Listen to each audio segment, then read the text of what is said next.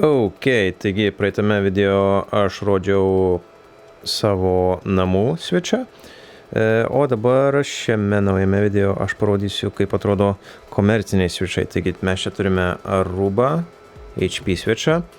Aruba yra kompanija, kurią nusipirko HP ir jie gamina switchus. Taigi čia yra 48 portų switchas, komutatorius lietuviškai, ir jisai, nežinau ar girdite, bet yra gerokai garsesnis, nes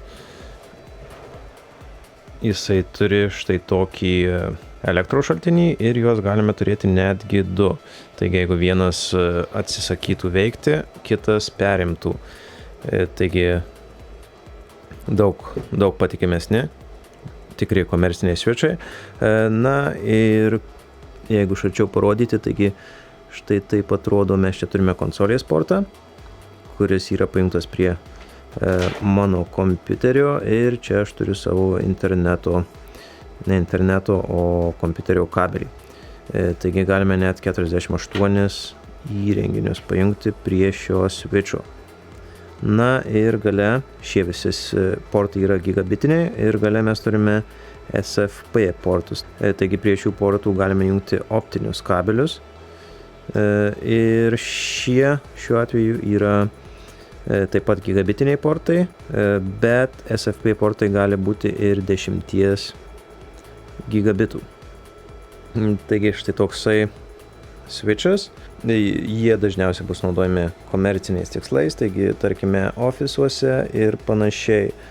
Namuose tokių switchų nelabai kam ir reikia, arba neįsivaizduoju, kam gali reikėti. Taigi šitas yra vieno jų ir jie štai šiais varžtais įsisuka į serverio kabinetą. Na ir tada visi kabeliai susijungia ir šis switchas dirba be perstojo metus, 2 arba kol kas nors atitinka. Na ką, tiek trumpai apie šį switchą. O dabar persiklikime į kompiuterį ir pažiūrėkime, kaip atrodo pati konsolė ir web interfejsas būtent šio HP kompanijos switcho. Taigi, keliamės į kompiuterį. Na ir ko gero dar vienas dalykas, kurį pamiršau paminėti, tai kad šis switchas kainuoja apie 20 svarų. Man atrodo, mokėjau 18 ar kažkas tokio. Taigi šitas, tarkime, 20 svarų. Na ir aš paguglinau switcho, kurį tik ką rodžiau, modelį, ir radau, kad jo kaina šiek tiek didesnė. Taigi anksčiau demonstruotas switchas yra štai šis J9728A HP switchas ir jo kaina 1005 svarai. Taigi dar vienas aspektas, kuris padės jums apsispręsti, ar jums reikia tokio switcho, ar nereikia. Na ką, ir dabar pati switcho konfiguracija. Taigi galime keliais būdais konfigūruoti savo switchą. Komercinį switchą dažniausiai jis bus konfigūruojamas konsolės pagalba. Taigi bus specialus kabelis, kuris jungsis į jūsų kompiuterį ir tada į konsolę. Arba galime taip pat šiuos switchus konfigūruoti web interfejse. Taigi turi šiokį tokį kaip tinklalapį, kuriame galime suvesti lygiai tas pačias komandas, ne komandas, bet tiesiog sužymėti, su pele suspaudyti ir suvesti tekstą. O komandinėje eilutėje tektų viską rašyti pačiam. Taigi, kaip kam greičiau, ko gero dažniausiai yra naudojama konsolė vis dėlto. Taigi, aš dabar jau turiu pasijungę šį switchą su konsolės kabeliu ir dabar, ką mums reikia nusistatyti, tai nueiti į My Computer Properties, į Device Managerį ir pasižiūrėti, kuris COM portas yra pajungtas prie mūsų serijinio kabelio. Taigi, matome COM portas 4. Taigi, dabar ko mums reikia, tai SSH programos arba terminalo programos. Ko gero, viena populiariausių yra paprasčiausia PuTTY programa. Ir čia mes turime pasirinkti, kaip mes norime konfigūruoti, kokį protokolą naudoti. Taigi mes naudojame serinį kabelį. Speed reikia pasižiūrėti switcho dokumentacijoje, koks yra greitis, o COM mes jau pasižiūrėjome My Computerį. Priklausys nuo jūsų, kurį USB portą naudosite ant savo kompo, taigi pas mane COM4 ir spaudžiame Open. Ir tada štai šoka toksai juodas langas ir ką mes porą kartų paspaudžiam Enter ir viskas, taigi mes jau dabar pačiame switche ir dabar mes galime pradėti konfiguraciją. Taigi šis yra HP switchas ir jo pati konfiguracija skiriasi nuo Cisco ar Dell switchų, taigi priklausomai koks yra switchas, konfiguracija bus šiek tiek kitokia, bet pati idėja lygiai tokia pati, kad switchas turi daug portų ir juos visus galima individualiai sukonfigūruoti. Taigi, tarkime, show run, ant Cisco lygiai tokia pati komanda veikia. Paspaudžiame Enter ir yra parodoma visa switcho informacija. Taigi turime 2 IP adresus kažkodėl, kai galime mes vieną iš jų pašalinti. Taigi conf galime paspausti, tiesiog pradedame rašyti con, galime padėti space'ą ir tada klaustuką ir išmeta galimas komandas, arba jeigu prašome con ir tada tą paspaudėme, užbaigiama komanda automatiškai. Tai configure terminal. Dabar mes esame konfiguracijoje ir dabar int VLAN 1 ir tada mums reikia, tarkime, mes nenorime šito IP adreso. Taigi kiekvienas interfejsas turėtų turėti tik tai vieną IP adresą, taigi no ir tada įrašome šitą eilutę, Ctrl Z ir dabar jeigu show run padarysime, bus tik tai vienas IP adresas. IP adresas, vaikučiai.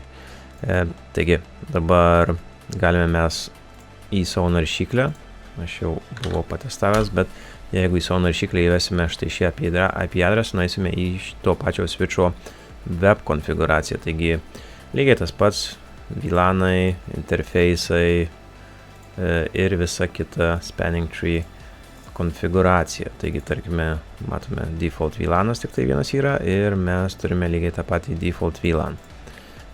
Galime sukurti ką nors VLAN PAM5, tarkime, description, name, klauskit VLAN. Ir dabar jeigu, tarkime, parefreshinsime šį puslapį, jis neatsiranda. Kodėl? Taigi matome, buvo sukurtas.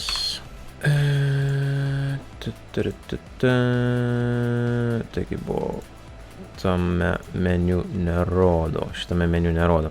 Taigi rodo VLANs meniu, taigi matome web interfejsas lygiai tas pats. Na ir krūva kitų funkcijų. Per visas tas funkcijas kol kas neisiu, nes jų yra daug ir įvairių ir priklauso kaip naudosite savo switchą.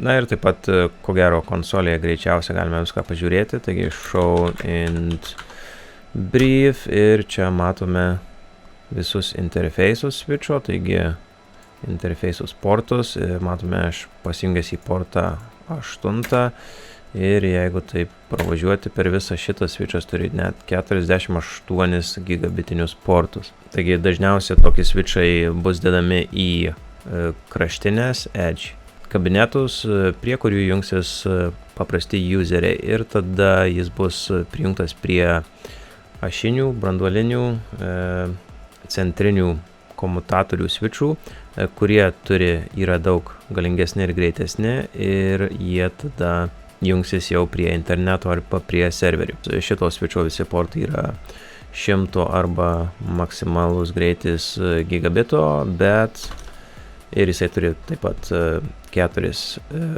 SFP portus. Dažniausiai ašiniai, centriniai switchai, jie turės 10 gigabitų interfejsus.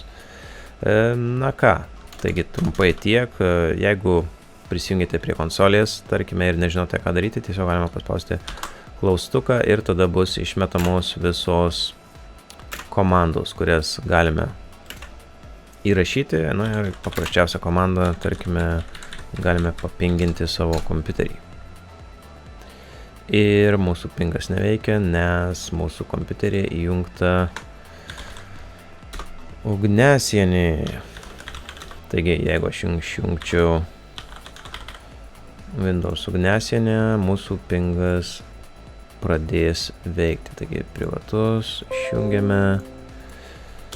Jeigu norite grįžti į prieš tai buvusią komandą, tiesiog paspaudžiame į viršų rodyklėlę. Ir jisai vis tiek neveikia. Išjungiame visą ugnesienę.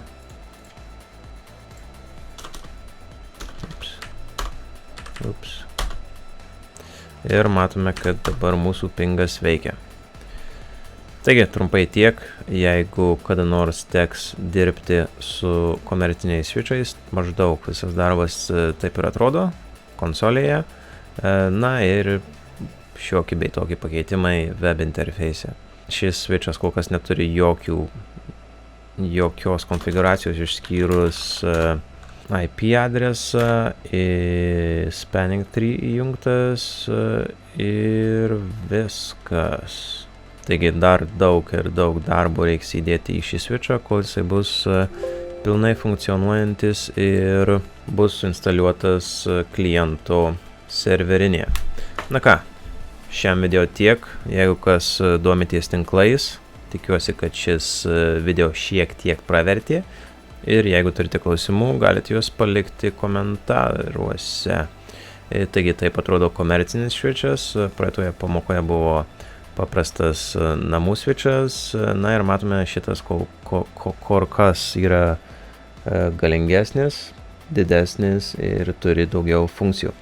Taip pat jis yra ir daug garsesnis, taigi tokio switcho namuose niekam turėti nerekomenduočiau. Nebent, aišku, turite 48 prietaisus, kuriuos reikia pajungti prie tinklo, bet neįsivaizduoju iš tokių namų tinklo. Taigi pilnai užtenka ir mažų tylių switchų, kuriuose nėra ventiliatorių. Na ką, šiam video tiek. Su jumis kaip ir visada buvo Vytautas ir susimatysime kitame video. Iki.